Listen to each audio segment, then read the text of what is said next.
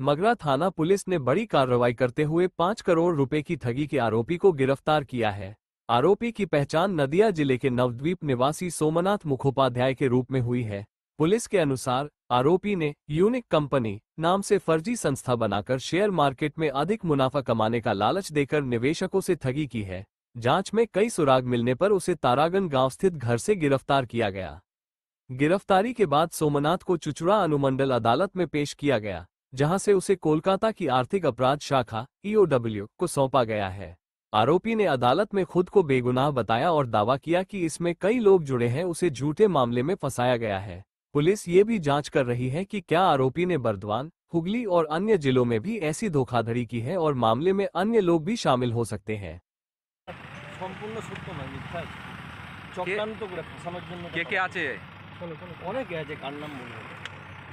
ফাঁসানো হচ্ছে, আপনার নামে তো অভিযোগ করছে। হ্যাঁ, অভিযোগ বলি তো, এটা চক্রান্তমূলক অভিযোগ। আর কে আছে? কে আছে? কোটি টাকার লেনদেন ব্যাপার আছে বলছো। হ্যাঁ, কোটি টাকার লেনদেন আছে, কিন্তু কেউ তো টাকা কারো আত্মসাৎ করেনি। বলছে অনেকজনই তো টাকা দিয়েছে আপনার কাছে জমা দিয়েছে। আমি তো একা নয়, আরও আছে। কে আছে? কি নাম? বাড়ি একজন আছে, আপনি কত বছর ধরে এই কাজে যুক্ত? আপনি কত বছর ধরে এই কাজে যুক্ত? 1 বছর। কি করেন আপনি? 1 বছর হলো। আমি এমনি পেশায় শিক্ষকতা করতাম। ঠিক আছে।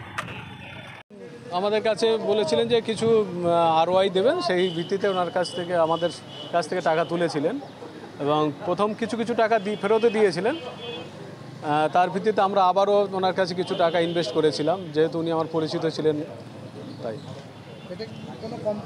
হ্যাঁ, ইউনিক কোম্পানি বলে একটা পুরনো ইউনিক মাল্টিট্রেড বলে একটা কোম্পানি খুলেছিল। আগে বোধহয় চুচুড়োতে এদের অফিস ছিল। এদের 3 জন রয়েছেন। এদের কর্ণধারে বোধহয় ডিরেক্টর 3 জন আছেন। একজন সোমনাথ মুখোপাধ্যায় বা মুখার্জি, আর ওনার নাম কি ছিল?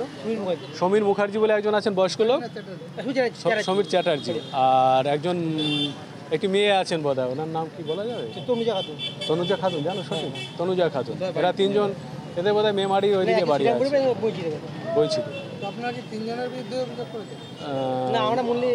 এরা কয়েকজন অভিযোগ করেছে। আমরা খবর শুনতে পেয়ে আমরা এসেছি যে কালকে ওনাকে অ্যারেস্ট করেছে, জানতে পারলাম। তার জন্য আজকে আমরা থানায় সরাসরি দেখতে এলাম যে হ্যাঁ সত্যি কিনা ঘটনাটা।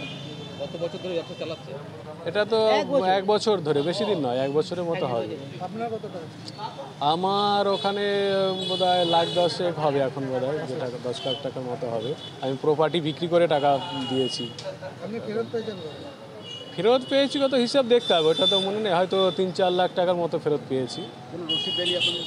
না, অনলাইন ট্রানজ্যাকশন হতো এবং কিছু ওনাকে ক্যাশ টাকাও দেওয়া, ইনভেস্টমেন্ট করা হয়েছিল। আমার নাম অসীম হালদার। কি করেন আপনি? আমি স্কুলে একজন প্যারা টিচার, মগরা স্কুলের। মগরাতেই বাড়ি। ইউনিক কোম্পানির মালিক কর্ণধার সোমনাথ মুখোপাধ্যায় একজন স্কুল শিক্ষক। সেই হিসাবে উনি সাধারণ মানুষকে তার প্রত্যেকের বাড়ি গিয়ে মোটা সুদের প্রলোভন দেখিয়ে মানুষের থেকে লক্ষ টাকা তুলেছেন এবং সম্ভবত প্রায় 2.5 থেকে 3 কোটি টাকা মানুষের থেকে আত্মসাৎ করেছেন।